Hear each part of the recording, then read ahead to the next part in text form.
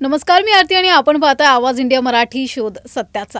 नवी मुंबईतील ठाणे बेलापूर औद्योगिक पट्ट्यातील MIDC क्षेत्रात झोपडपट्ट्यांच्या पुनर्विकासासाठी राज्य शासन आणि MIDC कडून मोठा निर्णय घेण्यात आला आहे।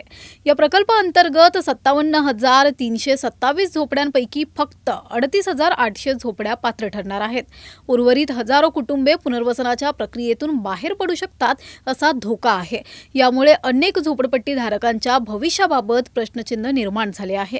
या प्रकल्पात सुमारे 338 एकर क्षेत्रावर निवासी आणि व्यावसायिक विकास होणार असून या प्रकल्पात खाजगी विकासकांना सहभागी करण्यात येणार आहे। औद्योगिक जमिनीवर निवासी प्रकल्प उभारण्याचा निर्णय घेतल्यामुळे मोठ्या आर्थिक व्यवहारांची शक्यता आहे। यामुळे विरोधी मतं व्यक्त केली जात आहेत। स्थानिक लोकप्रतिनिधी सुधाकर सोनवणे यांनी या प्रकल्पावर तीव्र आक्षेप घेतला आहे। त्यांनी या प्रकल्पाचे मुख्य उद्दिष्ट झोपडपट्टी धारकांचे पुनर्वसन नसून बिल्डर केंद्रित असल्याचा आरोप केला आहे। ते कसं आहे की हा 100% ही जी गुगली टाकलेली आहे शासनाने ती आम्हाला समजणार नाही असं वाटलं, परंतु असं नाही आहे। 25 तारखेला काढलेला जो GR आहे त्या GR मध्ये स्पष्ट असं म्हटलेलं आहे की अतिक्रमण केलेल्या झोपडीधारकांना 500 चौरस फुटापर्यंतच्या घराच्या खालच्या जमिनी फुकट दिल्या जातील आणि 500च्या वरची 1,500 पर्यंतचे जे 1000 स्क्वेअर फूट आहे त्याच्यावर बाजार भावाच्या 10% घेऊन तुमचं ती जागा रेग्युलाइज केली जाईल।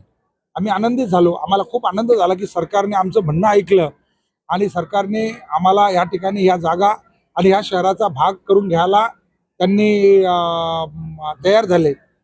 परंतु दुसऱ्याच दिवशी आम्ही MIDCच्या साईटवर हे जे टेंडर पाहिलं, हे टेंडर तर म्हणजे अगदी शॉकिंग होतं की त्यांनी 3 क्लस्टर बनवलेले आहेत।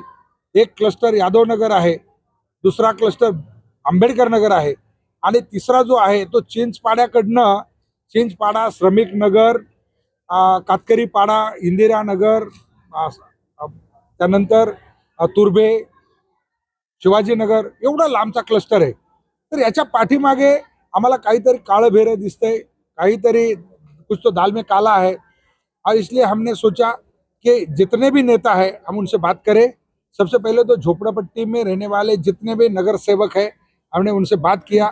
मी त्यांना सांगितलं की ह्या दोन्ही गोष्टीचा परस्पर अर्थ काय लागतोय आणि ती गोष्ट त्यांच्या लक्षात आली। सगळ्या नगरसेवकांनी ते ॲक्सेप्टही केलं की हो याच्या विरोधात आपल्याला लढावं लागेल। आता जी खूपच जवळ आहेत त्यांच्याशी आपण जवळीक साधली पाहिजे। जसं की या ठिकाणी